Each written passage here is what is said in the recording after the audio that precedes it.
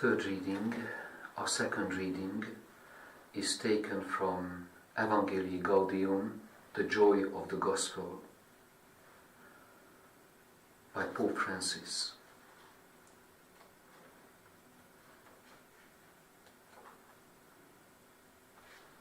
Some challenges of today's world.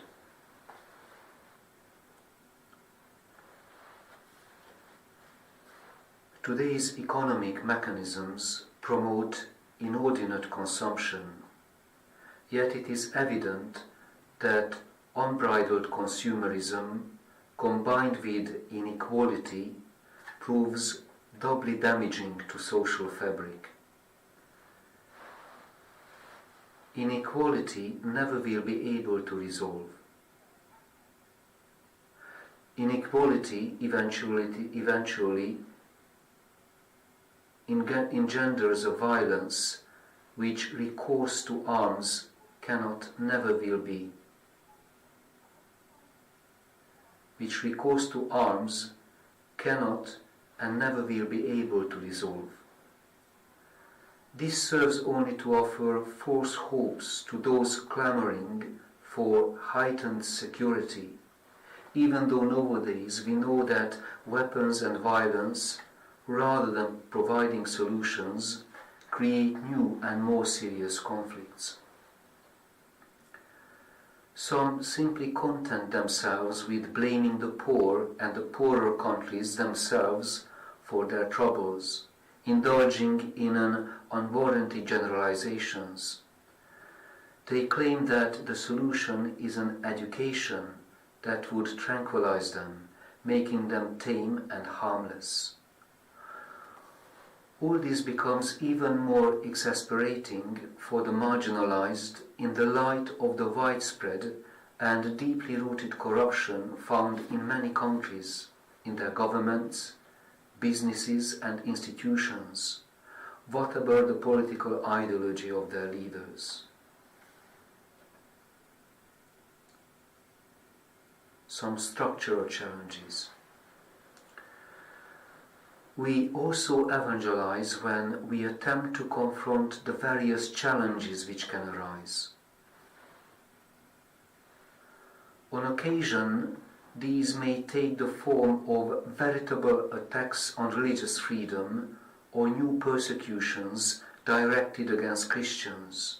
In some countries, these have reached alarming levels of hatred and violence.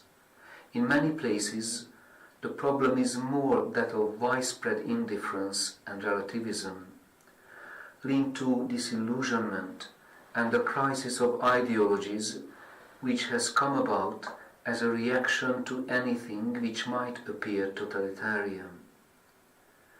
This not only harms the Church, but the fabric of society as a whole. We should recognize how in a culture where each person wants to be a bearer of his or her own subjective truth, it becomes difficult for citizens to devise a common plan which transcends individual gain and personal ambition.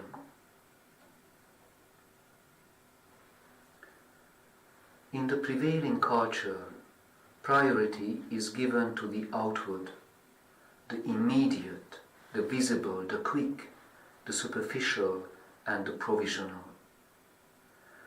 What is real gives way to appearances.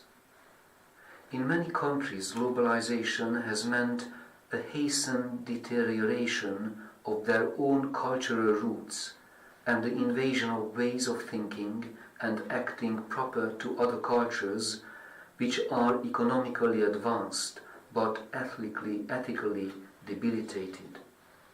This fact has been brought up by the bishops from various continents in different synods. The African bishops, for example, taking up the encyclical Solicitudio Rei Socialis, pointed out years ago that there have been frequent attempts to make the African countries parts of a machine, cogs, on a gigantic level.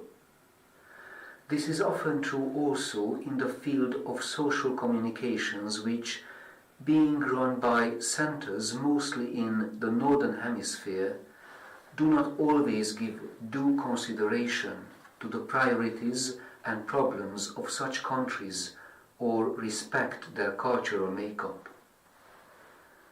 By the same token, the bishops of Asia underlined the external influences being brought to bear on Asian cultures. New patterns of behavior are emerging as a result of overexposure to the mass media.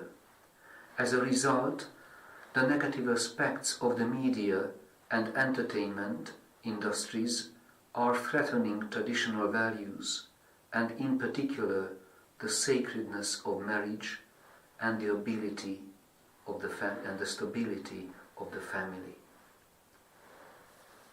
Here ends our second reading.